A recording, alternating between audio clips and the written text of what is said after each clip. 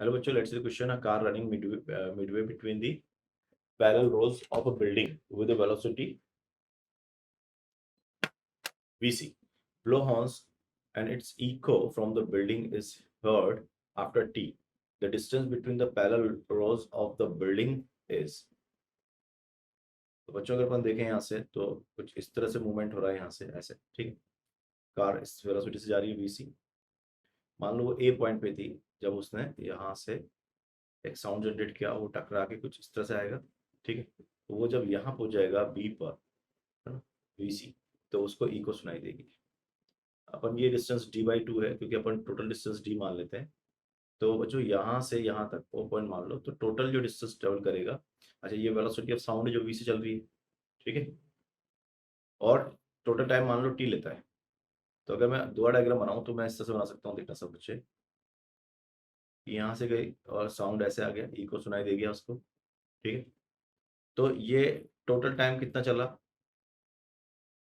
T हम ये मान रहे हैं जो दिया हुआ है। तो ये हो गया आपका वी सी इंटू t/2, क्योंकि सिमेट्रिक है। वी सी t/2 सिमेट्रिक है।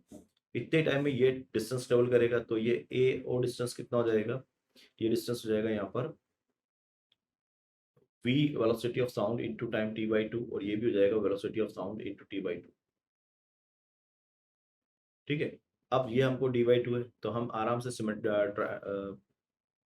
पाइथागोरस थ्योरम लगा सकते हैं। पाइथागोरस थ्योरम में क्या होगा कि जो हाइपोटेनस होगा आपका वी सी t/2, और इसका होल स्क्वायर जो होगा, that would be the sum of the base and perpendicular. So V C t/2 का whole square and plus d²/4, ठीक है। तो इसको इधर ले जाओ, तो ये जब उधर जाएगा तो ये सारे 4 तो कैंसिल आउट हो ही जाएंगे। तो ये हो गया v², ये वी सी नहीं है, ये आपका वी है केवल, है ना, वी ये वाला, वी सी नहीं है, वी है, ठीक है। तो ये हो जाएगा आपके पास, अगर इसको लिखें तो ये हो गया v² माइनस वी सी का square into t² is equal to d²।